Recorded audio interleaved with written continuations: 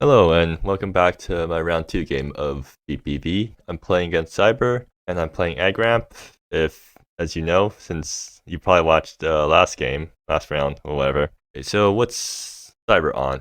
Oh yeah, I commentated their round 1 game. They're on this control deck. Do they have any counter spells? They have Cosmic Synchro. Okay. They're playing a deck that has a lot of board wipes, so I'm slightly concerned. Okay, but this is a really good hand, so I'm gonna keep this. Like, this is the exact hand I want. Well, I'm on the draw, so they can keep up Cosmic Sinkhole against my 1-drops. Well, if they counter a 1-drop, I think I'm happy because, yeah, then Moral Benediction gets back a land plus a 1-drop.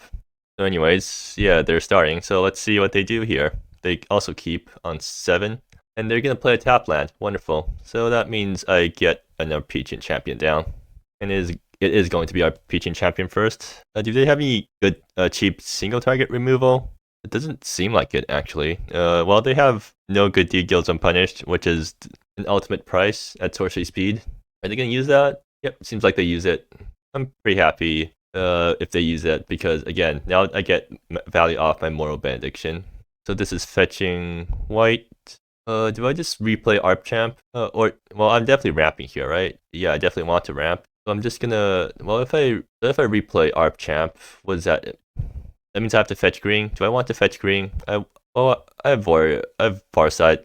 I have way too many Farsights. I think I'm alright with fetching green here. So this can fetch my blue, and then I'm slightly stuck on red, but no, I have all my colors for Muktan Protectors. I think this works out.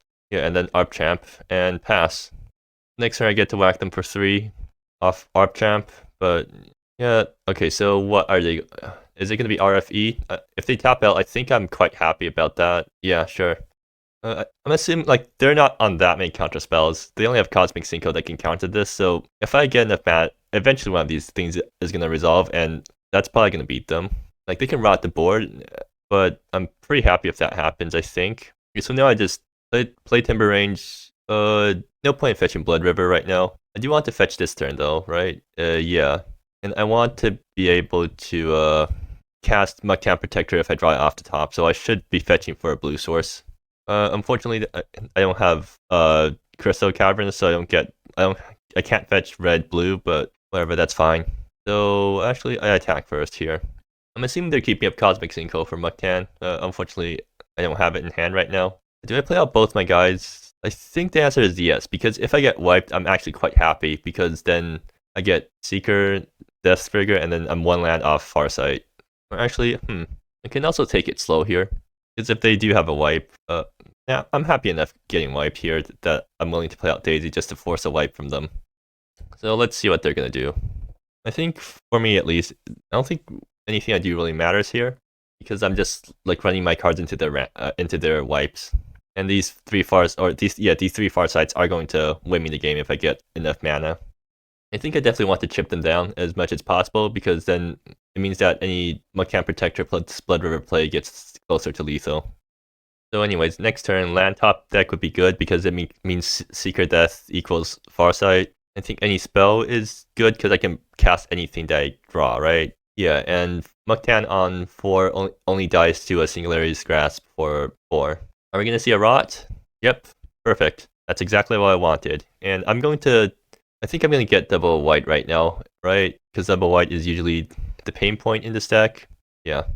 So let's see if I top deck a land.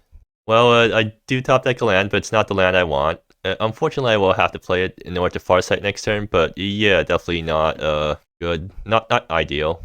But again, this might incentivize them to tap out for something, which means that I get to do more stuff. Is this Maze Collection? It's Crewfix, right? Yeah, they play down Crewfix, which is pretty good for me, because this thing does not impact board right now, and it means that they're also tapping down to only Cosmic Sinkhole. So if I top deck and then tap land, I get to Farsight through a Sinkhole, and that might just do I just jam Farsight into the possible Sinkhole? What some possible counter spells? It's just Cosmic Sinkhole, and then if they get Maze Collection, they can start drawing counter spells off of that, and I don't want to play around that. Moral Benediction. I get Moral Benediction back, Seeker, and a land. I think I'm just gonna jam Farsight into the Cosmic Sinkhole, because it's so good if they don't have it, but yeah, they do, so whatever. I'll just jam Farsight again next turn. they can't counter this thing forever. And they might tap out for RFE. That'd be really nice. It seems like they do tap out for RFE. Wonderful. So unless the card under crew fix is a Cosmic Sinkhole and they play a land, I'm pretty safe. Yeah. Also, if Farsight flips enough lands, I can just cast more Benediction after Farsight, and then that gets me some more triggers. And they're down at 11, so like they're quite low. Yeah, unless this is Cosmic Sinkhole, well, it has to be a Cosmic Sinkhole under crew fix in order to stop this. And I'll keep Forgotten Step up, right? Because it's more likely I flip into a green source. Yeah. Alright, does this resolve? It resolved. Wonderful. Okay, hopefully I get a good hit. And seems like I did, because, yeah, that is, quite, I literally get to play everything. Cool. That's amazing. So, yeah, okay, so let me just handle this a bit. Okay, well, they can still rot this board, because, I don't get to give my guys haste, but, yeah, this is extremely good. Or, actually, I get to Moral Benediction back at Timber Range, and that gives my guys haste. Alright, so, let me just count my triggers. So that's 3 guy. Wait, you thought who was gonna prevent me from? No, I can cast it through. Yeah, okay, it works out because I have enough mana to do that hilariously enough. So yeah, I should fetch now. What? I see a forest. Good. Yeah, and then fetch with Wayfarer Shrine again. Matter what I get? Not really. I'm just gonna get all my random basics, and then do they have a Cosmic Sinkhole? Because that's really the only thing that stops me right now.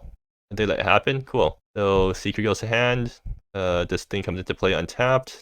I get a bunch of triggers again. I fetch Blood River, and I think that's GG.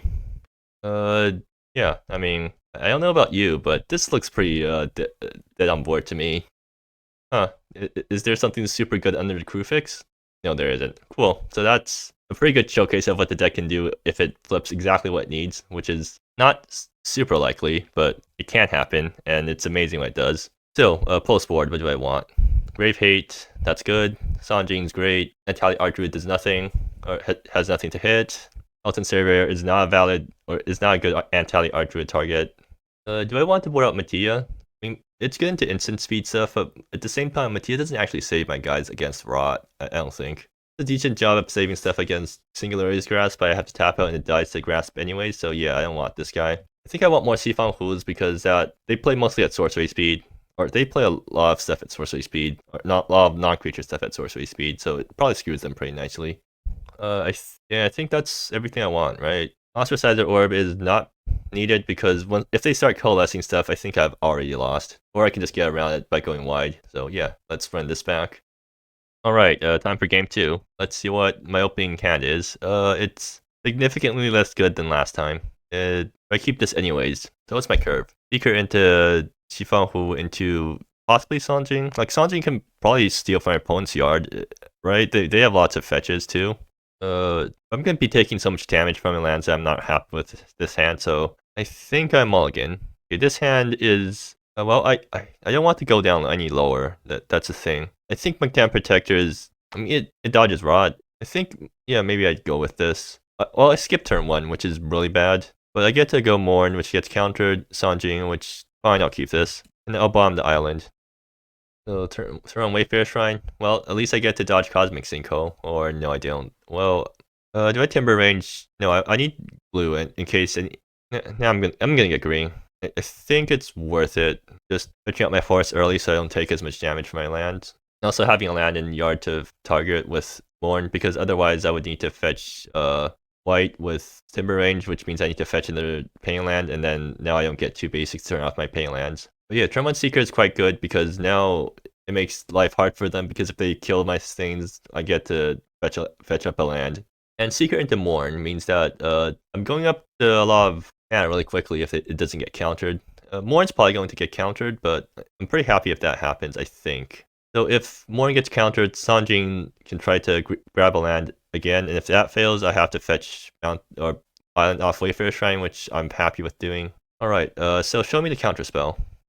Thinking, yeah. So it's either going to be Cosmic Sinkhole or Cursory Glance. I think I'm happier if they use up the Cosmic Sinkhole here because they can't Cursory Glance the Mugtan Protectors. They let it happen? Okay, I mean I'm quite pleased with that outcome. Are they going to counter it on the Acquiesce? That doesn't seem like a good plan. I play this untapped. I think I do just did represent stuff, right? It lets me play around Cosmic Cinco on the backside.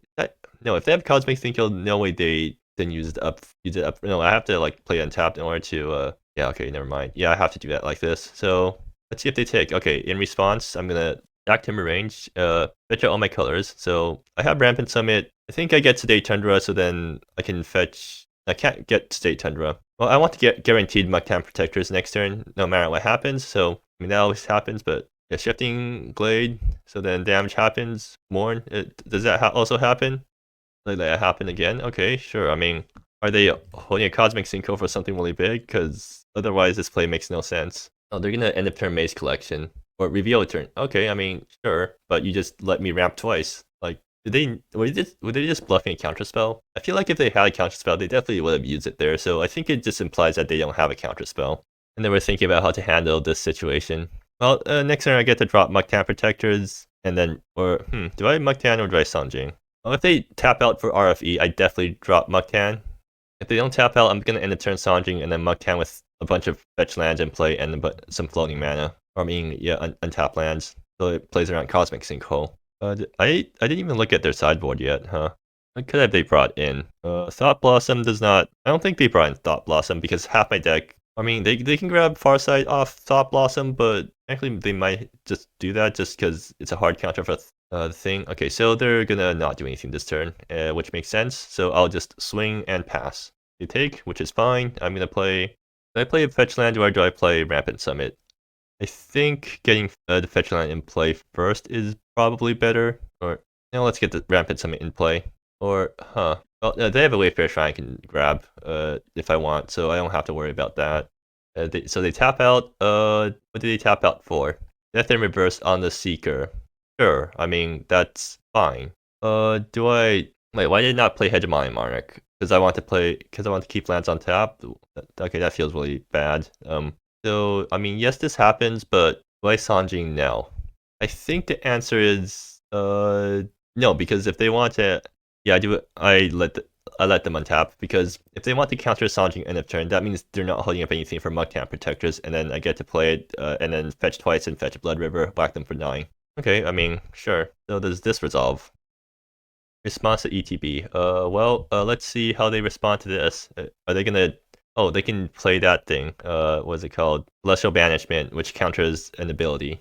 They'll have enough to. Well, they can't Cosmic Single the Muktam Protectors anymore. So what? Bottom, sure. A lot of known cards on my deck right now. It's funny. Okay, so now they can't counter this Muktam Protectors anymore. I don't think. Which means I get to just play this thing. I mean, they can still actually, if they have another Celestial Banishment, they can banish the trigger when it happens. Okay, I'm just gonna see if they respond to this. Okay, wonderful. So yeah, this does things. Yeah. What do I fetch? I think I do want another white source, right? Well, I want to play Seeker afterwards, so I should get my green source, but that means I'm on single white, which is not great, but I think I'd rather get Seeker into play. Yeah. In fact, I'm actually just gonna play Seeker right now. Decay it, sure. And I'm gonna fetch Blood River. Assuming this happens too. Wait, do I just kill them? Okay, I mean, if I just get to kill them here, I'm pretty happy with this outcome. Yeah, okay, cool. Nice. So that's a 2-0 for me. So this deck definitely did its thing. I mean, these games showed off exactly what the deck can do, which is if it gets Muktam Protectors down, and with enough backup, it just gets to make an insane board and then paste it with Blood Rivers. And for Farsight also flipping Muktam with some insane cards beside it. I mean, that turn, or in game 1 at the end there, if Farsight flipped Muktam plus any 3 other lands, I think I just win there because if landfall triggers to just go to just lethal them, or enough lands plus a way to get Blood Rivers, which was possible just off of the Moral Benediction in hand. So yeah, just enough lands that either fetches Blood River or lets me cast Moral Benediction for Blood River. But yeah, so 2-0, cool. See you next round.